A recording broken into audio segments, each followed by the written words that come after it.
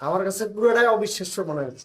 যদি না আসতাম এখানে তো বিশ্বাস করতে পারতাম না। আর্থিক অবস্থা খারাপ, এই কারণে যদি কর্মস্থলটা পেয়ে যায় তাহলে আমার পরিবার দেখাশোনা করতে পারবো। ভাই না থাকলে তো চাকরিটা হইতো না বা এই সহযোগিতা পাইতাম না। দর্শক, আজ আমি দাঁড়িয়ে আছি গাইবান্ধার সুন্দরগঞ্জ উপজেলার বেলকা ইউনিয়নে। সুন্দরগঞ্জ একটি চরাঞ্চল বেষ্টিত একটি উপজেলা। এখানকার বিএনপির সদস্য সচিব মাহমুদুল হক প্রামাণিক উনি তার নিজ উদ্যোগে ঢাকার বিভিন্ন ফ্যাক্টরিতে যে বা বিভিন্ন প্রতিষ্ঠানে যে কর্ম এলাকার বেকার যুবকদের জন্য উনি হচ্ছে কর্মের সৃষ্টির ব্যবস্থা করেন এবং বিভিন্ন কোম্পানিতে যোগাযোগ করার পর কোম্পানির লোককে নিয়ে এসে এলাকায় এখানকার যারা মেধাবী ছাত্র আছে, গরিব মেধাবী ছাত্র যারা আসলে টাকার জন্য চাকরিতে যেতে পারে না বা টাকার জন্য যারা ঢাকায় যেতে পারে না, তাদের জন্য কর্মসংস্থানের ব্যবস্থা করেন মাহমুদুল হক প্রামাণিক। আজকে তার সঙ্গে কথা বলবো কেন তার এই আয়োজন, কি কারণে আয়োজন করেন। দর্শক, সুন্দরগঞ্জ উপজেলা একটি নদী ভাঙন এলাকা।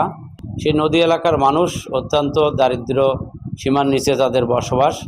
এই এলাকার মানুষেরা আপনারা জানেন যে কর্মক্ষমতা সম্পন্ন অবস্থায় আছে।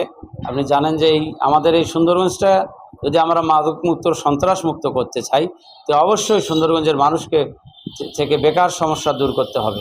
এই বেকার সমস্যা দূরকরণের জন্য আমি ঢাকায় বিভিন্ন কোম্পানির সাথে কথা বলেছি। এই সুন্দরগঞ্জের মানুষের বেকার সমস্যা দূর করার জন্য এই এলাকার মানুষ, হতদরিদ্র মানুষ, তারা ঢাকায় যে ইন্টারভিউ দিয়ে আবার ফিরে আসতে তাদের যে খরচটা হয় এই ব্যয়ভার বহন করা মতো তাদের কোনো ক্ষমতা নাই। এজন্য আমি ঢাকার বিভিন্ন কোম্পানির সাথে কথা বলেছি এবং তারাও সুন্দরগঞ্জের এই হতদরিদ্র মানুষের পাশে থাকার প্রত্যয় ব্যক্ত করেছেন।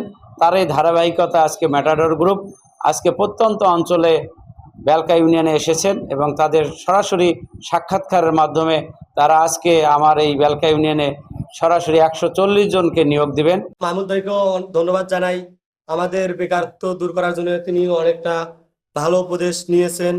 আর হচ্ছে আমাদের পরিবারে আর্থিক অবস্থা খারাপ, এই কারণে আমার যদি কর্মস্থলটা পেয়ে যায় তাহলে আমার পরিবার দেখাশোনা করতে পারবো এবং তাদের দায়িত্ব নিতে পারবো। ধারণাই করতে পারিনি আমাদের চাকরি এখানে হবে। মাহমুদ ভাইয়ের সহযোগিতা আমাদের চাকরিটা হবে আর আশা করছি এই ভাই আছে জন্য তো চাকরিটা হচ্ছে। তাই ভাই না থাকলে তো চাকরিটা হইতো না বা এই সহযোগিতা পাইতাম না।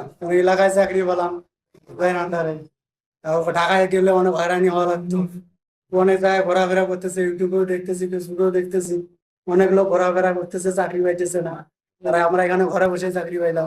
অবিশ্বাস্য, আমার কাছে পুরোটাই অবিশ্বাস্য মনে হচ্ছে। যদি না আসতাম এখানে তো বিশ্বাস করতে পারতাম না।